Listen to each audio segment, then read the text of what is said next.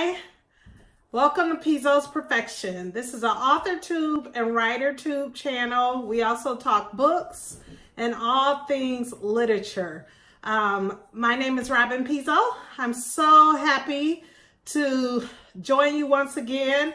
I was in the process of making a AuthorTube Tag video and was cut off, and the family started coming in, and it was just lots and lots of commotion. And so this is part 2 of the AuthorTube video. I'm probably going to make 2 uploads today because I have some traveling that's coming up, and I just want to make sure that I stay consistent. That's one of my goals with my channel, is to remain consistent for you guys who are engaging and watching. Please subscribe.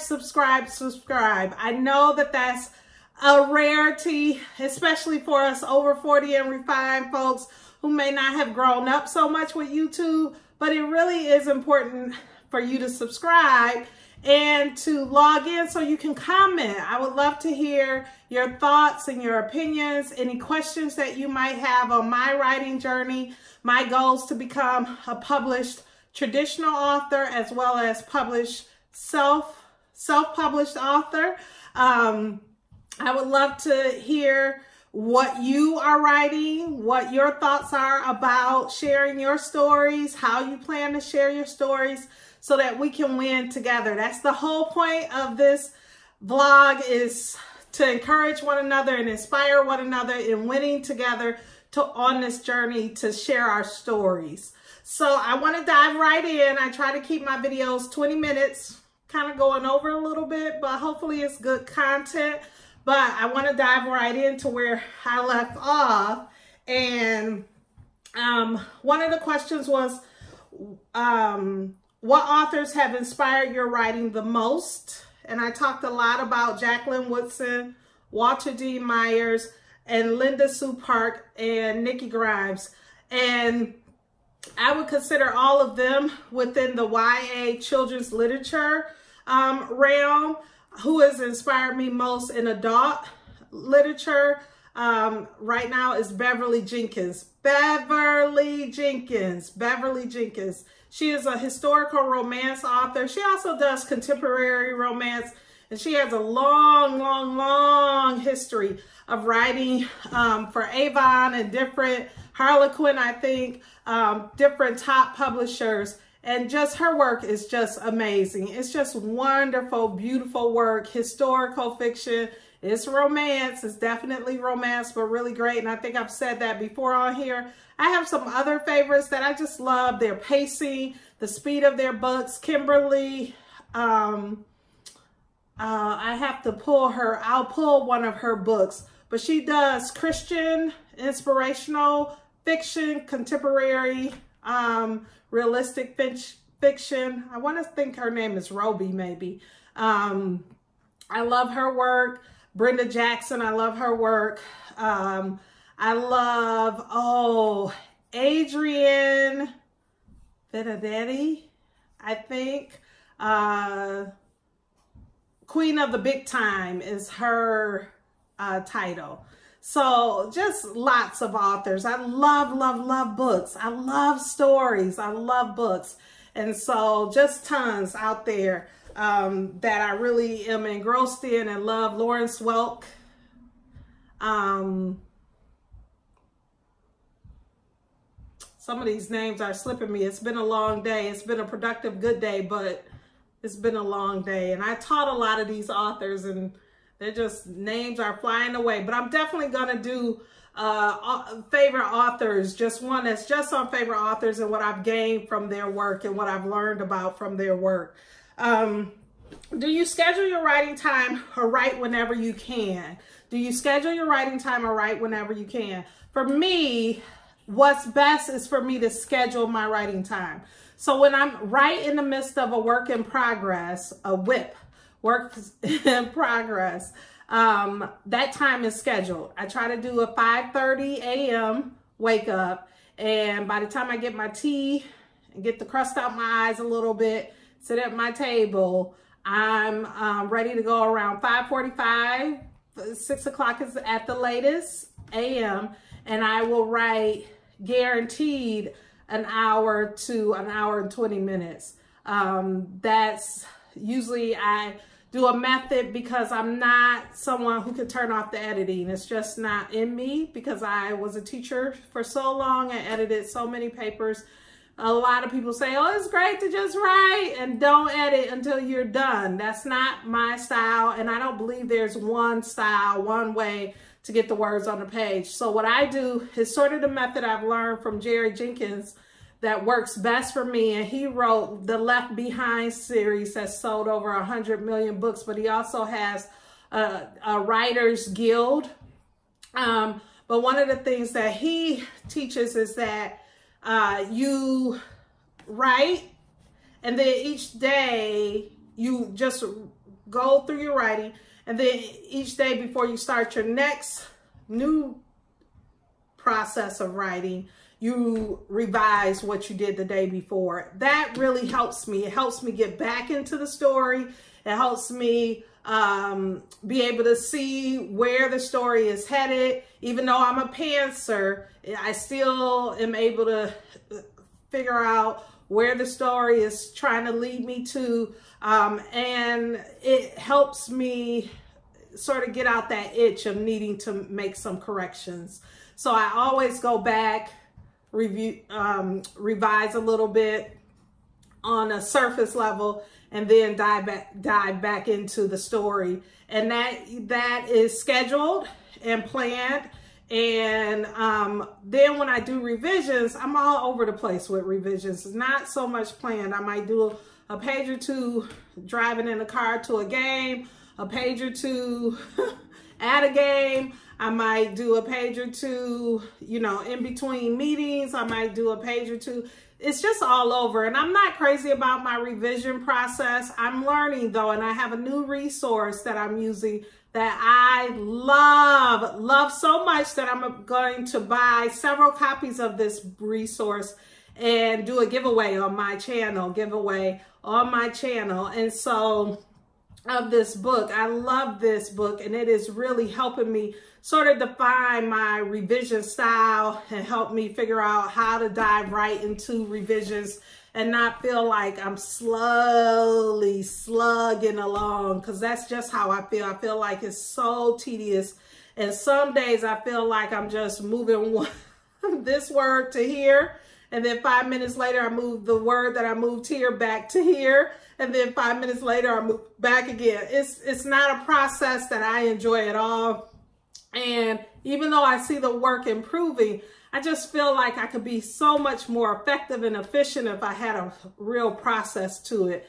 So I'm trying to work on that. But I'll tell you that waking up at 5:30, I can only do that in a stint of about 3 months. And then the night owl in me screams out to stop, sleep, stop waking up. And so I digress, and I self-sabotage by staying up too late, whether it be reading or watching, binge watching a series. I start to self-sabotage to being able to get up at 5:30, because the only way I can get up early is by going to bed, like sleep, going to bed early. And so my body just starts to self-sabotage that, because it does not like to get up early at all. It just does not. And so I can only do that for 3 months. So I'm learning who I am as an author and a writer more and more. I think that's really important if you want to be traditionally published, if you want to be able to have a contract. What is it that you can actually produce? And so for me, I'll do a whole video on learning who I am as a writer to help you learn who you are as a writer. But for me, I can only do that 5:30. And that's usually in that first draft stage. When I'm drafting, I can go until that book is finished. But after that, my body says, stop it. This is not who we are. And I have to stop it. All righty. Next question. Do you type on a computer, a typewriter, write it out by hand, or blend? I don't think I have ever in my life, and I'm trying to think, typed anything on a typewriter. I don't think I've ever in my life typed anything on a typewriter. And we had a typewriter. My mother was an amazing, she could listen to the stories and type everything they said on the stories. Just go. She was just an amazing typist. But no, I don't think I've ever typed anything on a typewriter. The nostalgia of it makes me want to own a typewriter like a Remington, because that's supposed to be the writer typewriter, and to have it sitting somewhere in a corner in the office of mine when I've arrived or whatever that means. But no, I've never typed anything on a typewriter.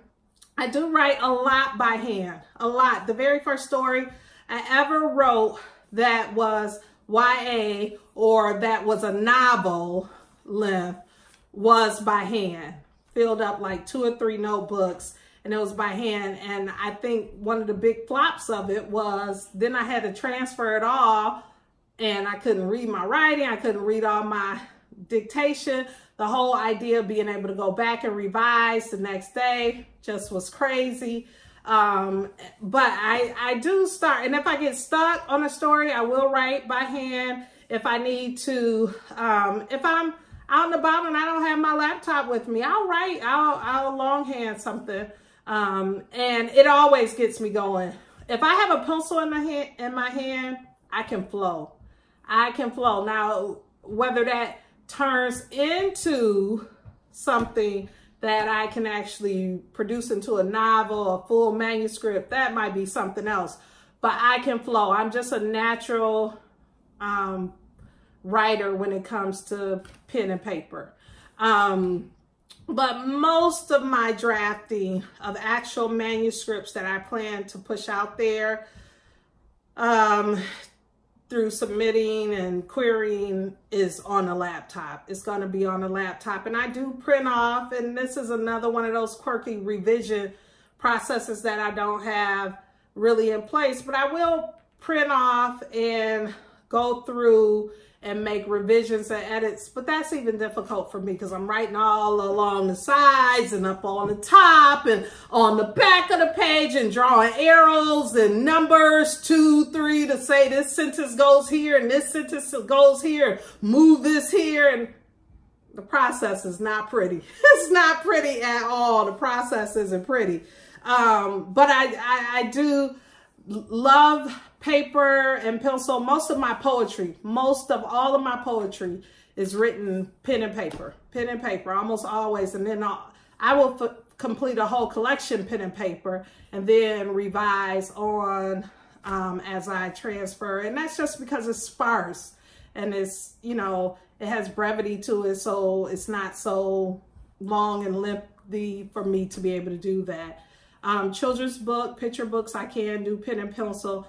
But then once I get into the meat, I need to see word count with picture books. I need to see how it will lay out on a page, breaks and that kind of thing. And so it's going to move very quickly onto a laptop for me to get some of that, because it helps me visualize some of the imagery I'm trying to create with the words.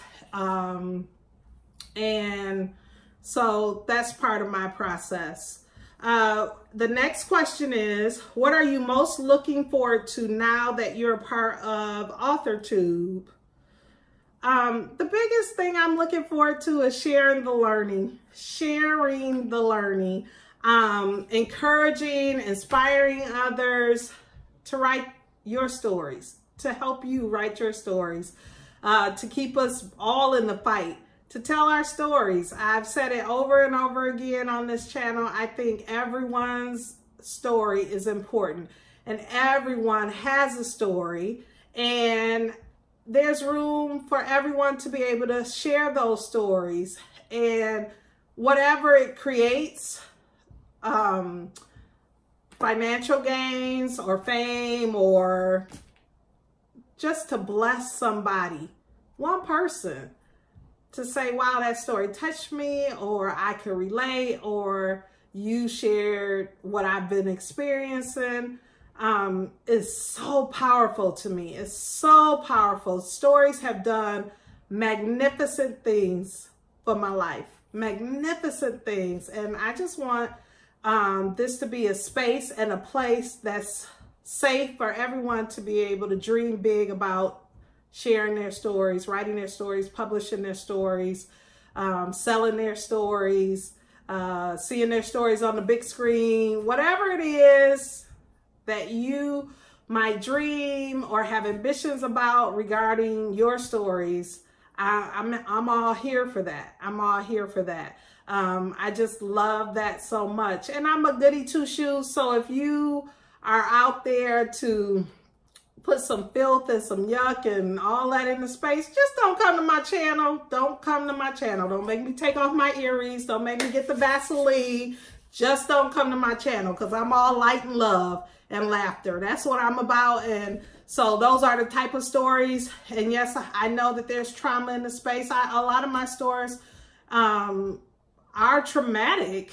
And a lot of the authors that I write share trauma or express trauma through their stories. But like Mr. Rogers said, sometimes trauma helps us understand a deeper love. And so I'm not saying that I don't believe in having all those type of stories in the space, but we know what we're talking about when we just are trying to put filth out there and yuck out there. And that's just not my thing. So this may not be the space for you if that's what you're thinking, that you are going to find that in this community. We're just about light, laughter, love. So that is the gist of part 2 of my AuthorTube. My sister told me you should always recommend books. And so I do have 2 books here I'll get. So 2 books, and I think I've already shown one. So what am I reading this month? I am reading this writing book that I'm telling you, can I shout on it? It is so good. It is so good. I have read so many help books that don't help. They just repeating and redundant. And if you have any kind of skill or education about yourself and you study to show yourself approved, you've seen some of the same stuff over and over and over again. But this book it takes you deeper into your writing process. But I'm going to do a whole thing on that because I'm going to give away some of those books. I got to buy some more so I can give them away. But it's April. It's Poetry Month around these parts. If you're watching this some other time, more power to you. But during April, it's Poetry Month. And because I'm a poet, I always try to read poetry. So I'm reading for the 2nd time, 3rd time, something like that, Jaqueline Woodson's Brown Girl Dreaming. Whew. I could just hear MC Hammer, can't touch this, dun-na-na-na, dun-na-na-na, can't touch this, dun-na-na-na, because that's how her writing is for me. You just can't touch it. You cannot touch it. It is just excellent. But one of the wonderful, wonderful things I love about this book is that I know that in a speech once, she said that her editor had her revise some of the works in it over 38 times. So that gives me hope. That gives me hope. So I love that about this book, but I love the book. It's just all things me, my community, my experiences, our people's experiences. It's just, it's universal, and yet it's still very specific, and I love it, and relatable. I love it. The next book I'm reading is Alexander McCall Smith, the new #1 ladies detective agency novel. And this is The Woman Who Walked in Sunshine. The Woman Who Walked in Sunshine. I hope you can see that. The Woman Who Walked in Sunshine. And I'll tell you really quickly how I found this book. So I guess this was a show several years ago, maybe early 2000s. I'm not positive when, but maybe early 2000s. The new #1 ladies detective agency was the name of the show. And who played in it was Now I'm gonna have to edit all of this so that I can look all of these people up, because all the names have flown. Jill Scott, yay! And Anoni. So Jill Scott for sure she is the lead character in this. And I think you can get it on Netflix or Hulu. I'm pretty sure I watched the whole series. I watched one and it was fabulous. So good. And I binged all of them. They were wonderful. And so I knew, based on how well the show was written, it had to be a series of books. And I did. I looked it up and found Alexander McCall Smith. And this is the #1 ladies detective agency novel. And this is Women Who Walked in the Sunshine. And I actually think there may be many of these. Maybe about 10 of these. In the series. And so the series was only on for 1 year, for 1 season or whatever, but it was exceptional. The acting was wonderful. It was wonderful. It was a side of Africa that you don't typically see when you watch mainstream shows and TV. But it was just wonderful, and it was witty, and it was, I love Jill Scott's character. I just love the banter between her and her assistant. It was just a wonderful, wonderful viewing experience. And so I wanted to get his books. And so I bought this one, and I will tell you, it translates a little bit differently. It's still interesting, and I probably would have read it all the way through quicker if I hadn't seen the shows, because then that puts that in the forefront and you're like, it's not the same or whatever. But I am plowing through it, and it is still good. It's still that same character, and I can hear her voice. I can hear Jill Scott through this writing. So that's really cool. So this is one book that I'm experiencing, and it's really nice because he was born in Zimbabwe, law professor at the University of Botswana. The story takes place in Botswana, I'm pretty sure.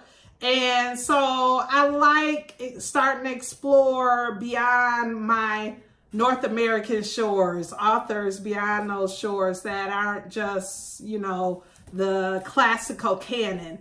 So very nice. This is what I'm reading also. So, and I would recommend both. So thank you so much for joining me today. I will be uploading so many more. I've been writing down one idea after another. I hope it's okay that I'm just talking to you. I'm going to start adding some graphics, and I'm going to start adding some interviewing with people in the industry and those type of things. But tell me what you want to see on this show, on this YouTube, AuthorTube, BookTube. Tell me what you would like to see, how you would like to learn and engage on my program, and I'll see if I can accommodate. But thank you so much. Subscribe. And check me out on Twitter. I'm Every Woman. That's my handle, everywoman98. Check me out on Twitter. Subscribe. Comment. And share. Find somebody, a sister or somebody who you can say, oh, I like this lady, and share it. All right. Have a great day.